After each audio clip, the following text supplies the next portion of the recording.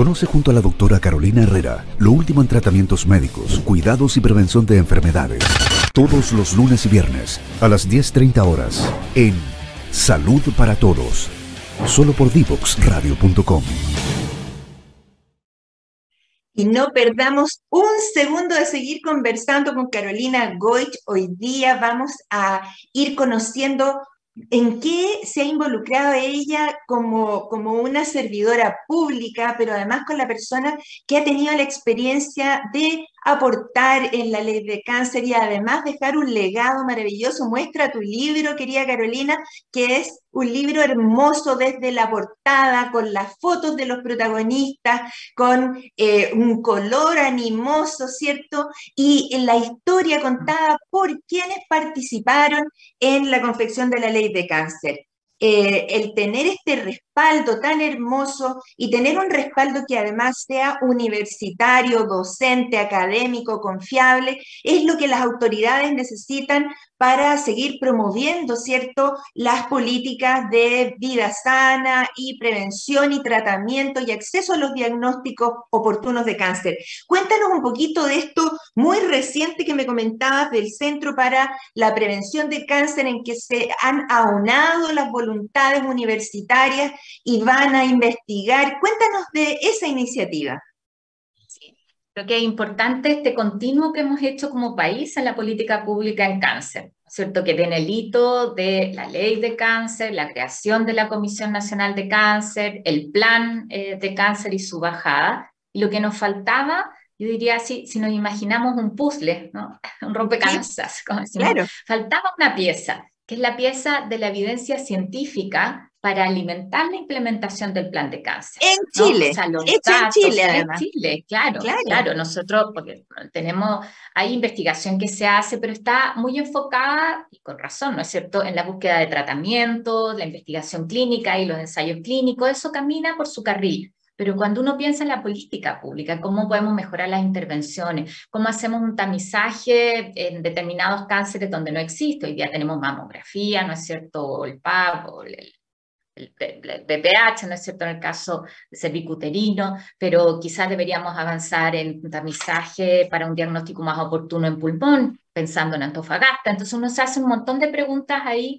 o el registro. Esto que tú viviste junto a todos los actores que estuvieron en la pandemia, lo importante que fue que se disponibilizaran los datos y que el mundo científico y la academia conectara con los tomadores de decisiones para que esos datos sean útiles en impactar la realidad, ¿no? Cuando decíamos, oye, tenemos que partir con la vacunación, ¿cómo ordenamos eso? Eso no es una decisión de la autoridad porque le tincó nomás, ¿no es cierto?, sino que se sustenta en evidencia científica. Lo mismo queremos hacer en cáncer, y aquí hubo un llamado del Ministerio de Ciencia para la creación de un centro especial de investigación para políticas públicas en cáncer. Estuvimos trabajando el año pasado intensamente en esa postulación. Para mí además fue todo un aprendizaje. Yo venía de la postulación de proyectos de ley, ¿no es cierto? Claro. Este es un proyecto de investigación ahí lo que hicimos fue de alguna manera juntar nuestras mejores capacidades como país. Estamos la Universidad Católica y la Universidad de Chile como universidades principales, pero además con un grupo de universidades regionales, la Universidad de Antofagasta en el norte, el Instituto Nacional del Cáncer, la Universidad del Desarrollo, la Universidad Andrés Bello, la Universidad Católica del Maule en el sur y la Universidad de la Frontera. Y lo que buscamos en conjunto, ¿no es cierto?, es aportar. Creamos este Centro para la Prevención y el Control de Cáncer, las siglas CECAN, que lo estamos recién partiendo, pero después esperamos que la gente nos conozca, que sea útil, que nos ayude también en todo el tema de difusión en materia de sensibilizar y aportar conocimiento, ¿no es cierto?, a la población, tanto en la prevención como en el control. Ahí tenemos 5 líneas de trabajo, te las voy a decir en titular solamente para que probablemente en varios de tus programas te podemos aportar con investigadores del centro. Son más de 30 investigadores, entre investigadores principales e investigadores asociados, y un grupo más ampliado de cerca de 100 personas que aportan en distintas áreas que tienen que ver con la prevención y cómo enfrentamos las inequidades en cáncer. Ese es un tema que nos duele como país, ¿no? O sea, una persona, una mujer con un cáncer de vesícula tiene 10 veces más probabilidades de morir si tiene educación básica respecto de una que tiene educación universitaria. Entonces, ahí hay un tema de inequidades territoriales que tenemos que enfrentar, así como los factores de riesgo. Sabemos que somos de los países más fumadores del mundo, los temas de obesidad, de vida sana en general, que son fundamentales no solo para cáncer, sino para muchas otras enfermedades que hoy día están cobrando vidas. La segunda línea tiene que ver con entender la trayectoria del paciente, cómo optimizamos los cuidados de los pacientes. No es solamente el sistema formal, el cómo nosotros disminuimos listas de espera o los tiempos que hay entre la derivación de la atención primaria a la atención en el hospital o cuánto te demoras de una biopsia a empezar el tratamiento, sino también la experiencia subjetiva. Eso que nos pasa en el impacto de las personas, el temor que te genera un cáncer, qué pasa con tu familia y cómo se acompaña en una mirada más integral centrada en el paciente. Queremos proponer ahí intervenciones novedosas, abordar el tamizaje, el diagnóstico oportuno en cánceres con mayor prevalencia. Después hay toda una línea que tiene que ver con disponibilizar las bases para favorecer la investigación científica en cáncer, otra que tiene que ver con todo el tema de registro, que es algo muy importante, y herramientas de inteligencia artificial que hoy día nos ayudan mucho para modelar intervenciones, para optimizar, y que tenemos que acercarnos, ¿cierto?, al trabajo en cáncer. Y por último, una que tiene que ver con propuestas concretas de política pública, que es el desafío. Es no solamente hacer una bonita investigación que se publica en una revista científica, sino que eso pueda ser tomado por la ministra de Salud, por los equipos que están en atención primaria, que están relevantes, por las propias universidades, para efectivamente mejorar la atención en cáncer y el gran desafío que tenemos en nuestro país, que es llegar a tiempo. Tú sabes que en Chile mueren por hora 3 personas de cáncer, 3 personas, que al menos una de esas personas se muere sin haber tenido la oportunidad de un diagnóstico oportuno o de acceso al tratamiento. Y es ahí donde nosotros tenemos que ser capaces de hacerlo mejor como país. Esto es impresionante porque cuando uno va poniendo cifras que las personas se entiendan, ya no habla de las tasas de miles de no sé qué, cuando uno dice enfermedades relacionadas al tabaco matan 50 personas al día, entre enfermedades cardiovasculares, que es la primera causa de muerte, entre patología crónica como EPOC, entre cáncer, ¿cierto? Empiezas a darte cuenta que en alguna parte tienes que poner la prevención, porque el énfasis en tratar de encontrar la molécula que cura el cáncer o que cura el mieloma o el linfoma, eso es una materia en la que todavía estamos muy en pañales como país para poder investigar moléculas que traten el cáncer, pero estamos a una decisión de poder prevenir y de poder tener una mirada protectora sobre la población y hacer un balance entre el marketing descarnado de aquello que llama a la vida con excesos de sal, de azúcar, de consumo de proteína animal y consumo, ¿cierto?, de alcohol y tabaco, versus ninguna voz autorizada que diga, no, eso no es bueno. Y ustedes van a tener ese lugar de privilegio en el que la ciencia los ha puesto, ¿cierto?, ahí en la cresta de la ola para que las personas puedan tener un referente confiable sobre aquellas cosas en las que el gobierno se pueda apalancar para tomar decisiones. Eso es realmente un desafío y una tarea, tal como tú dices, y que entre medio, llegar entre punta y taco tratando de equilibrar los recursos de cada municipio, porque la atención primaria de salud, las personas todavía dependen de los recursos de cada municipio, como lo enfrentan. Entonces, hay tanto que hacer, querida Carolina, tanto que hacer, que creo que tu participación ahí va a ser, pero tremenda. Ahora, cuéntanos un poquito más de esto del Foro Nacional de Cáncer, que también me pareció interesante que lo conozcamos. Y bueno, como te señalaba, el foro es una iniciativa que surge con el desafío, yo te diría, de tener una estrategia nacional para enfrentar el cáncer. Y nosotros aquí hablo como parte del foro, como directora ejecutiva, cumplimos con esa tarea con el hito de la ley. Y ahora nuestra tarea es acompañar la implementación de la ley.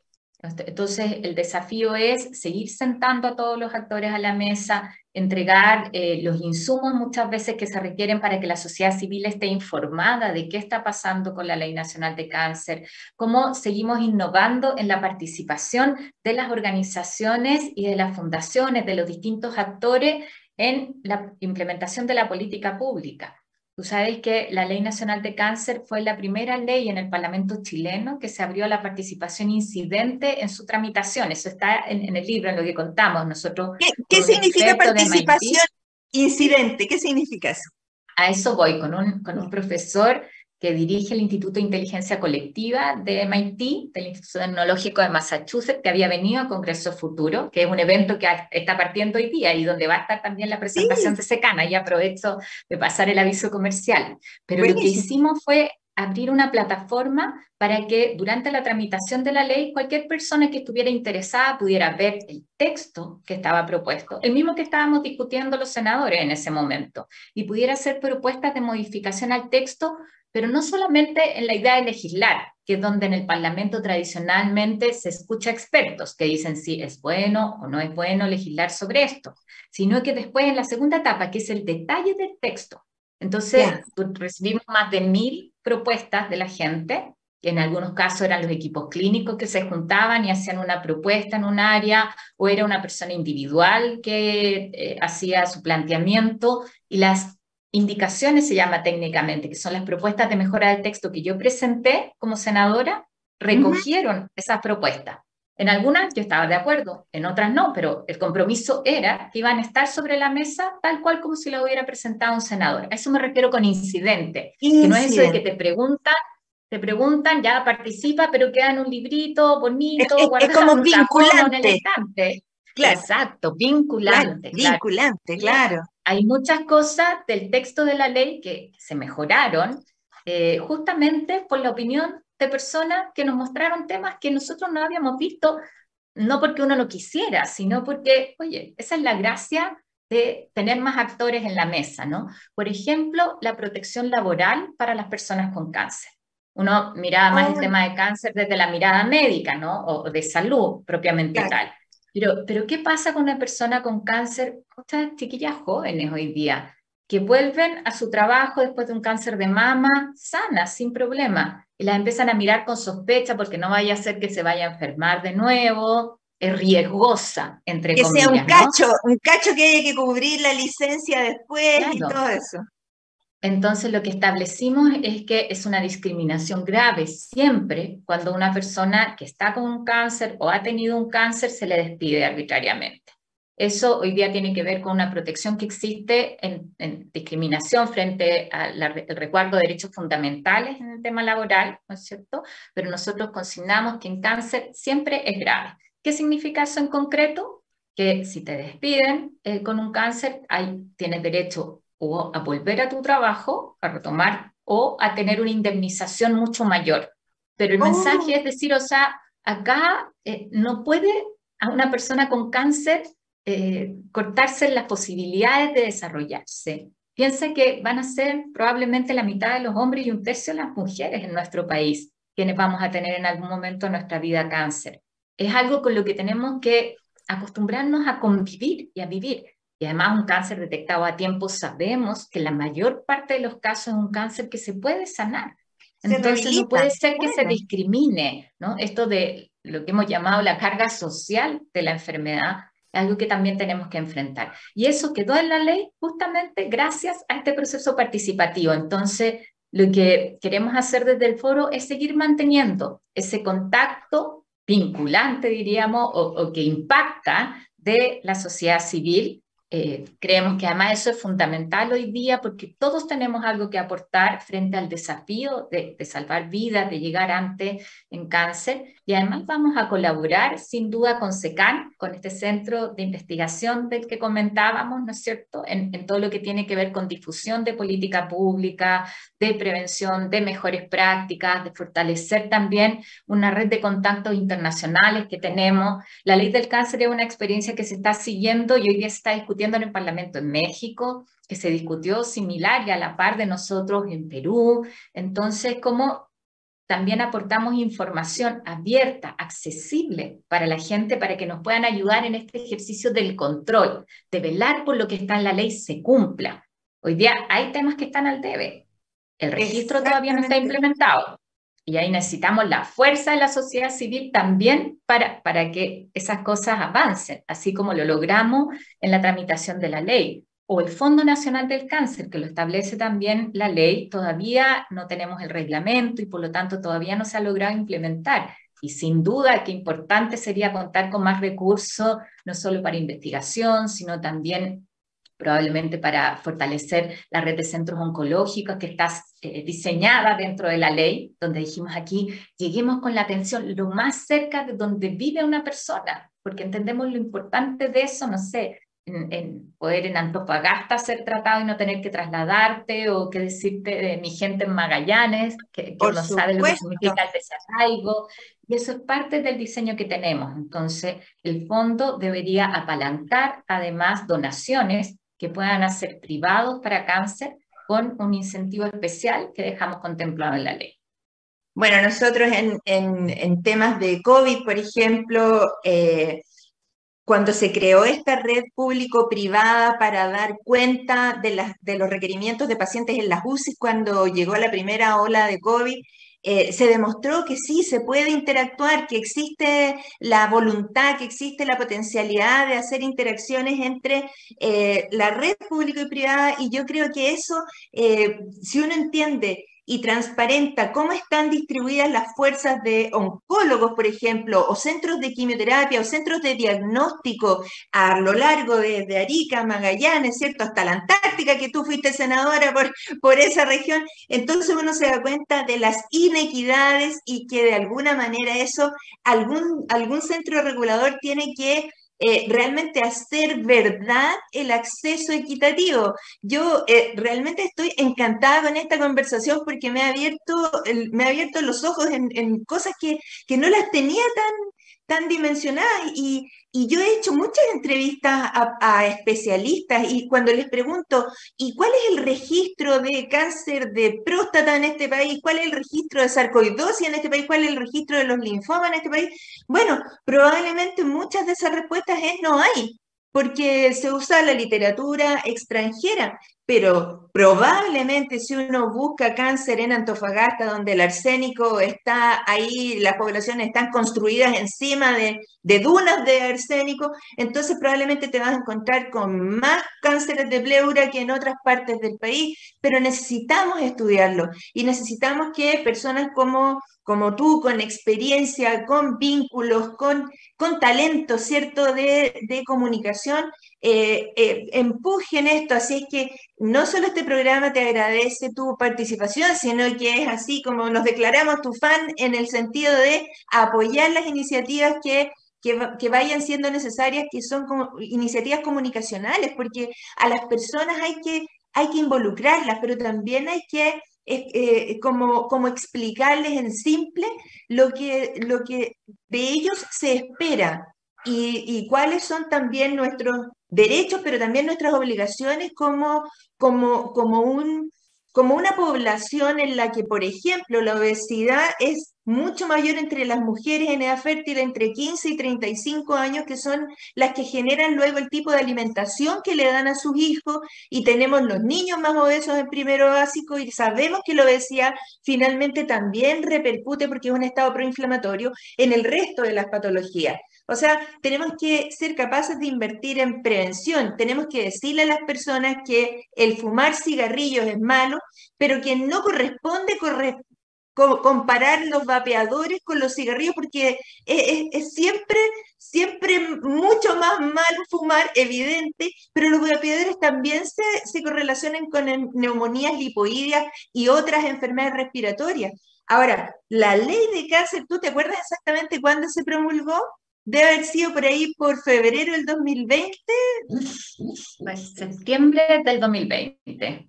Claro, donde estábamos con la cabeza puesta en otra parte que era la pandemia. Entonces yo creo que este es el minuto de volver sobre los detalles, hacer conocidas todas estas aristas, todos estos aspectos de participación que tenemos que conocer todos. Y mira, se nos terminó el tiempo, pero te quiero dar el minuto para que te puedas referir o despedir con las palabras que tú quieras transmitirle a las personas.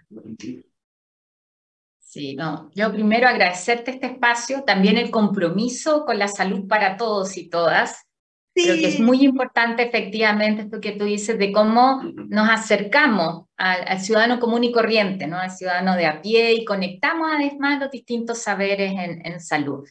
Dejar un compromiso. A mí me encantaría que pudieras invitar, y están a tu disposición los investigadores de CECAN, de este Centro para la Prevención y el Control de Cáncer. Está Bruno Nervi, que es un destacado oncólogo como director, claro. Enrique Castellón, de la Universidad de Chile. Vamos tratando temas durante el año que también sean de utilidad y de interés, poner a disposición el trabajo que estamos haciendo ahí también para este programa, y hacer un llamado en general a la gente. Yo sé que cuando te dicen cáncer es algo donde decimos prefiero no saber, porque está asociado a muerte, porque son temas... O a mí no me toca, claro, o a mí no me toca. Hasta que no te toca. Hasta que te llega directamente, o es a un familiar cercano, a tu hijo, a tu pareja, ¿no es cierto?, a tu hermano. Entonces, la invitación es hablar de cáncer, es hablar sobre todo para ir derribando mitos y tabúes que existen. Es tomarnos en serio lo que nosotros podemos hacer por mejorar nuestra salud. Esto no se trata de que encuentren la droga fantástica, que no pasa nada del cáncer. Oye, el 40% de los cánceres lo evitamos con hábitos de vida saludables. O sea, de eso estamos hablando, de cosas que podemos hacer hoy día. Y en lo otro, lo fundamental es llegar a tiempo. Y para eso también tenemos que tener información, tenemos que darnos el espacio para cuidarnos, ¿no es cierto? Y sobre todo esto, que yo creo que es el mensaje más bonito que nos dejó Claudio Mora, la Ley Nacional del Cáncer, tiene el nombre de un gran doctor que se puso al frente al final, y a él le tocó estar del otro lado, como oncólogo y después como paciente de un cáncer muy complejo. Y claro, colega mío en El Pino, en el Hospital El Pino. Exacto, en el Hospital El Pino, y además un gran comunicador, ¿no? Sí. Y él siempre nos enseñaba que en salud se trata de humanidad, de cómo humanizamos nosotros de verdad esto de poner al paciente al centro. Y eso a veces no requiere tantos recursos, ¿no? Requiere de verdad entender que no tratamos un tumor, sino que tratamos a una persona y acompañamos a una persona que enfrenta un cáncer, con todo lo que significa. Querida Carolina, me despido de ti, ha sido... Pero mira, se me pasó volando este programa. Ya tengo 30 invitados potenciales entonces para mis próximos programas de aquí de Salud para Todo en Devox Radio, que es un programa que quiere contribuir al conocimiento. No solo hablar de enfermedades, sino que del cómo prevenirlas, del bienestar. Me despido de ti, y a nuestros auditores los invito a la tercera pausa musical para cerrar este hermoso programa. ¿Quieres ser un protagonista?